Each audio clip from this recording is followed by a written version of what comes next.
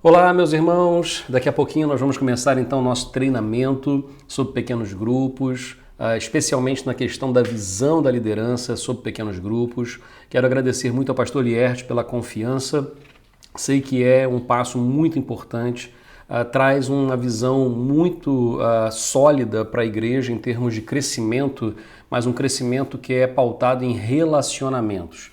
Basicamente, trabalhar com pequenos grupos tem a ver com relacionamentos e nos parecermos com Cristo. Quanto mais parecidos formos com Cristo e mais nos relacionamos com as pessoas, mais essas pessoas vão conhecer a Jesus Cristo e ter a sua liberdade. Vivemos num tempo muito complicado, onde as pessoas buscam muitas coisas, mas, obviamente, a resposta para preencher o vazio que tem no coração de todo ser humano, nós só encontramos em Jesus. Já busquei em muitos lugares, já conversei com muitas pessoas que já viveram muitas situações, mas nada é capaz de substituir a ação de Deus através de Jesus Cristo nas nossas vidas. Eu quero trazer então nesse momento uma pequena reflexão bíblica para trazer uma base para aquilo que vamos partilhar. Vamos falar um pouquinho de coisas técnicas. Vamos falar sobre estrutura, sobre mais ou menos como fazer. Obviamente que cada lugar tem uma cultura diferente, uma forma de pensar diferente, mas numa forma geral a base é a mesma, que é bíblica. A Bíblia jamais muda. Então vamos tratar disso. Eu quero convidar para que você abra a sua Bíblia no livro de Romanos.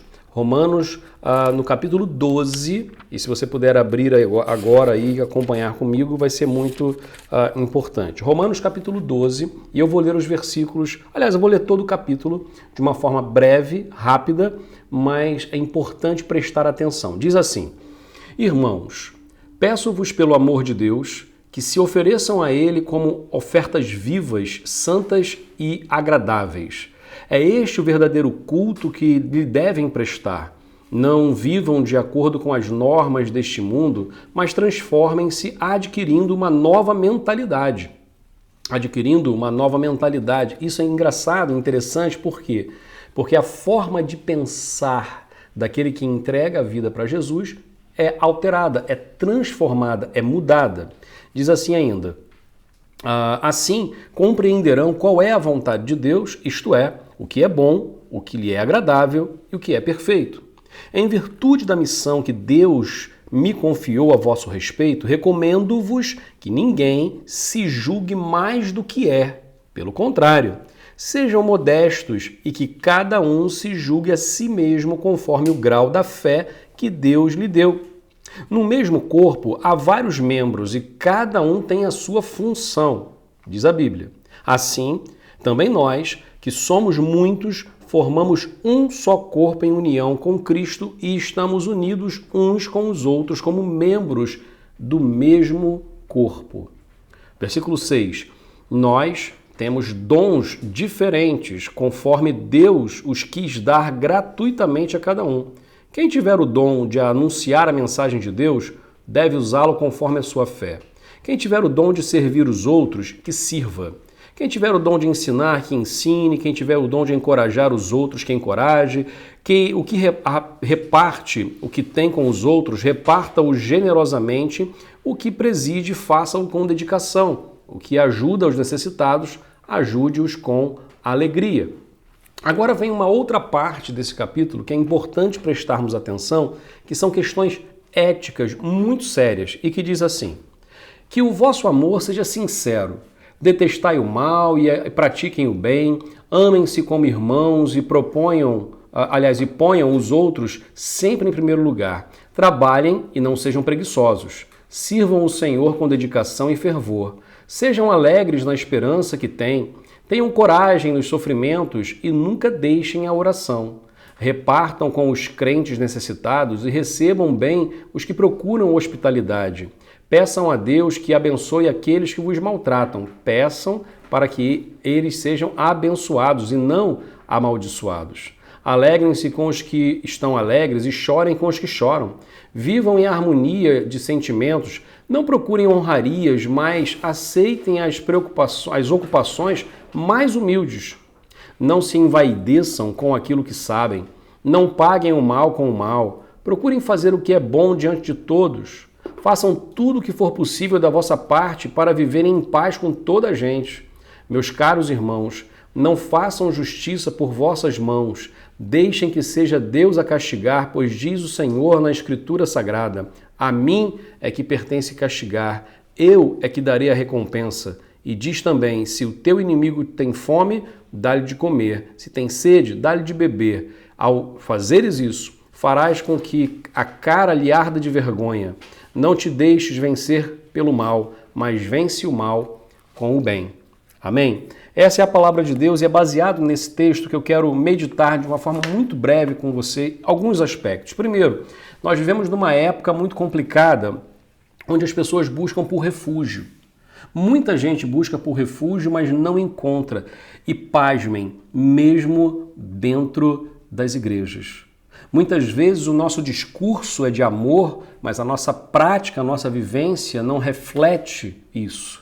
O amor, ou a falta do amor, tem sido um dos motivos de muitas pessoas se afastarem do Evangelho ou aquelas que ainda não conhecem o Evangelho não quererem nem sequer chegar perto dele.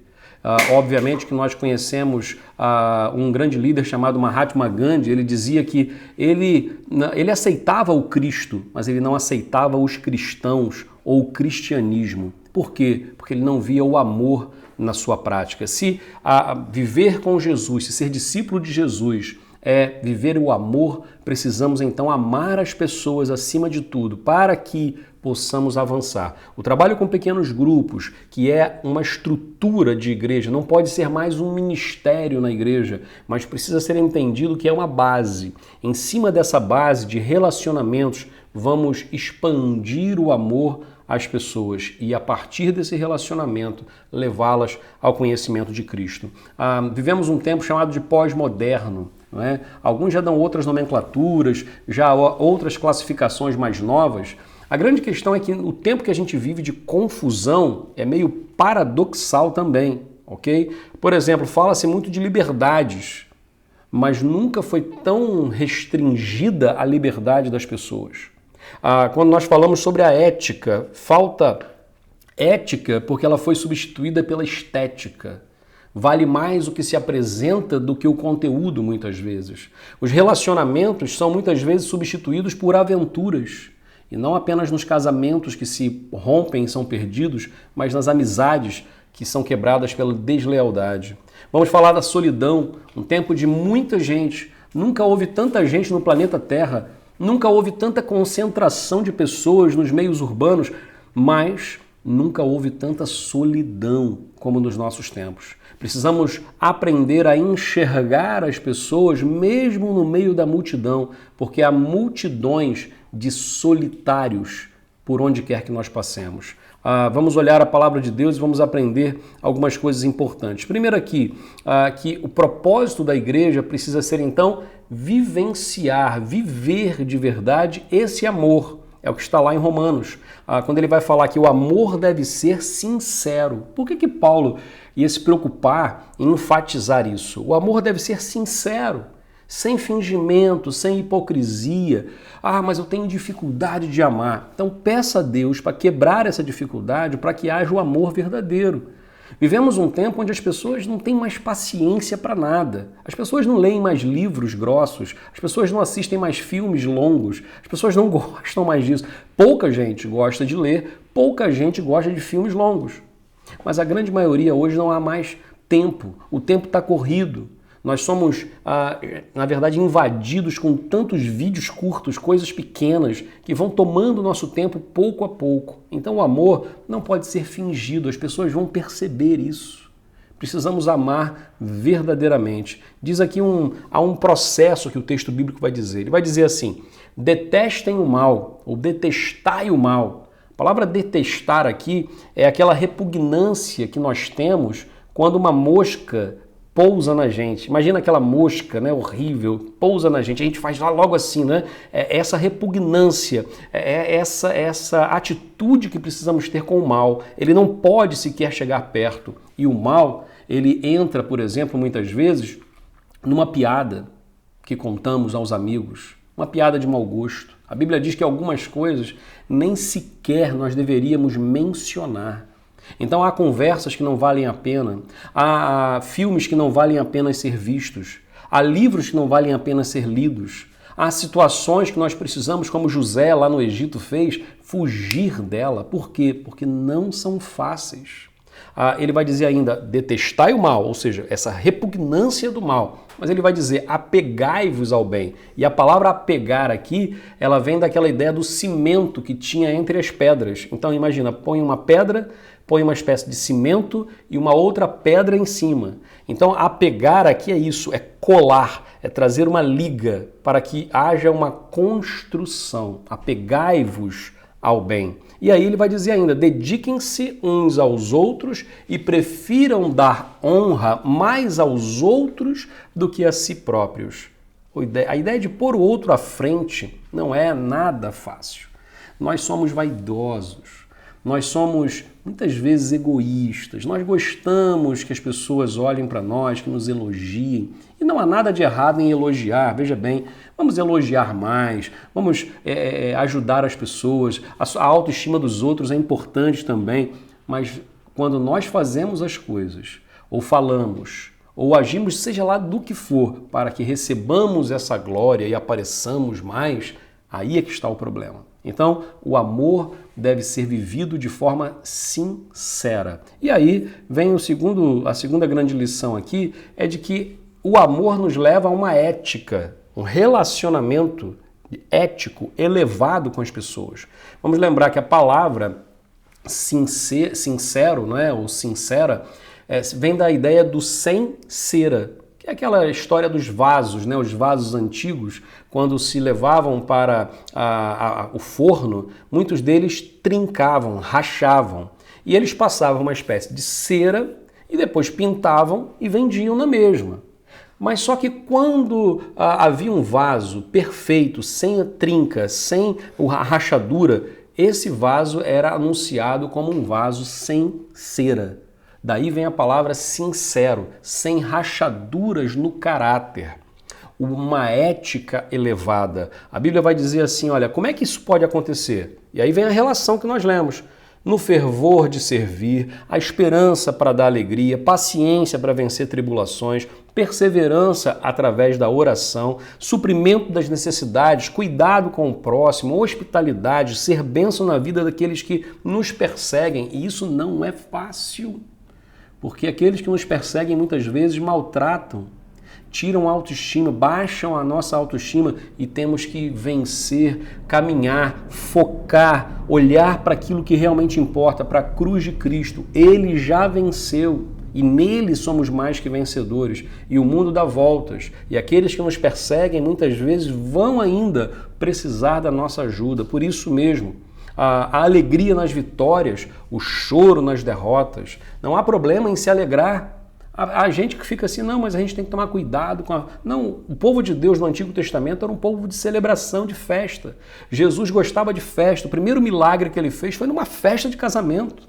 Então vamos celebrar a vitória dos outros. Vamos nos alegrar com os outros, com a alegria dos outros. Agora, também podemos e devemos chorar, lamentar com a tristeza do outro. Eu vou dizer para você que a minha experiência pastoral de vida, eu tenho visto muito mais as pessoas chorando com aquelas que choram do que se alegrando com aquelas que se alegram. Devemos fazer as duas coisas. Vamos chorar com aqueles que estão tristes, enlutados, com perdas, com problemas, mas vamos nos alegrar com a vitória do nosso irmão, nosso amigo, vamos festejar junto com eles. Lembra da história da dracma perdida, daquela moeda? É interessante porque quando a mulher achou aquela moeda, começou uma festa e ela fez uma festa e chamou todas as vizinhas para festejar e gastou mais dinheiro para fazer a festa do que valia aquela moeda. Porque o que vale é a alegria. Olha, choro com as derrotas, sim, alegria com as vitórias, sim, sem orgulho, sábio, ou buscar a sabedoria, promoção da paz e não buscar a vingança, porque a vingança é do Senhor. E por fim, nós vamos vencer o mal. E essa é a caminhada que fazemos. A Bíblia ela não mostra em nenhum momento um possível equilíbrio entre o bem e o mal. O mal sempre perde, o bem sempre prevalece e a nossa vida precisa ser testemunho disso. Como é que a gente vai vencer então? A ideia aqui é proatividade. Se a gente deixa como está para ver como é que fica pior. Se nós estamos numa escada rolante, se paramos no meio dela, nós vamos parar lá onde ela nos leva. Se subimos numa escada rolante que desce, vamos parar lá embaixo. Se descemos numa escada rolante que sobe, vamos parar lá em cima. Então, não vamos deixar a vida nos levar para onde ela quer, porque nós temos uma tendência para ir para longe de Deus. Essa é a nossa natureza humana. Então, há necessidade da proatividade, ou seja, de buscar constantemente aquilo que Deus quer para a nossa vida e fazer sempre o bem, buscar o bem de uma forma intensa. A nossa natureza, então, busca o que é mal, mas nós vamos vencer o mal com o bem. Então, o propósito de Deus com a igreja, com os pequenos grupos, com a tua vida, com a minha vida, com as nossas vidas é que nós não estejamos sós. Vamos lutar pelo amor, vamos amar de forma sincera. Nós tenhamos dignidade, ética, boa ética, ética elevada nos relacionamentos. E por fim, vencer o mal. Isso é salvação. Só quem vence o mal em nós é Jesus Cristo. E ele já venceu, mas há muitas pessoas que não sabem disso. Então vamos viver intensamente o amor de Cristo. Que Deus nos abençoe, que essa caminhada, esse treinamento que vamos ter ainda sobre os pequenos grupos, a estrutura, como é que isso funciona, como é que isso pode dar certo ou não, vamos então mencionar isso. Gostava de falar apenas uma coisa, e já mais ou menos há 22 anos eu sou pastor e trabalho com a parte dos pequenos grupos já desde o ano de 2008, 2007. Então aí mais ou menos aí 15 anos, 16 anos que a gente tem trabalhado com pequenos grupos em duas realidades no Brasil, no estado do Espírito Santo e também no estado do Rio de Janeiro. E agora, há 4 anos, no início do ano agora completaremos 4 anos, trabalhamos aqui em Portugal e temos visto fruto, resultado, pessoas a entregarem a sua vida a Cristo por causa dos relacionamentos. E o pequeno grupo é uma ferramenta bíblica para que nós possamos alcançar isso. Eu creio nisso, eu vivo isso e por isso eu falo com tanta paixão sobre isso. Lá no Antigo Testamento, nós temos um exemplo de Jetro. Não é? Quando Jetro vai falar com Moisés, o que ele fazia não era bom. Porque ele deixava a sua família, sobrecarregava-se a si mesmo e não satisfazia a necessidade do povo. Ele diz, vamos pôr líderes de 10, de 50, de 100 e assim vamos. Você só vai resolver as coisas mais graves, mas as pessoas vão ajudar nessa liderança. E no Novo Testamento, Jesus Cristo, quando chama 12 homens complicados, que não se entendiam, diferentes, gente complicadíssima, cada um deles, mas Jesus usa a vida desses homens de forma diferente e eles vão criar comunidades. E após a morte de Cristo, cada um vai organizar uma comunidade cristã e ali então aquilo vai se desenvolver e a igreja vai crescer através dos relacionamentos. Então, pequeno grupo, eu gosto de chamar de pequeno grupo. Aqui, pelo menos na Europa, não se usa muito o termo célula, não é por conta da associação que se faz com a questão terrorista. Então, nós evitamos a palavra célula, usamos pequeno grupo. Mas pode usar o nome que for, grupo pequeno. Eu não gosto muito do grupo de comunhão, porque a proposta da comunhão é só para dentro. E o pequeno grupo tem uma proposta que é além da comunhão, que é voltar os olhos para fora, é a evangelização. E a gente vai falar disso daqui a pouquinho. Então, um grande abraço, que Deus abençoe e até já.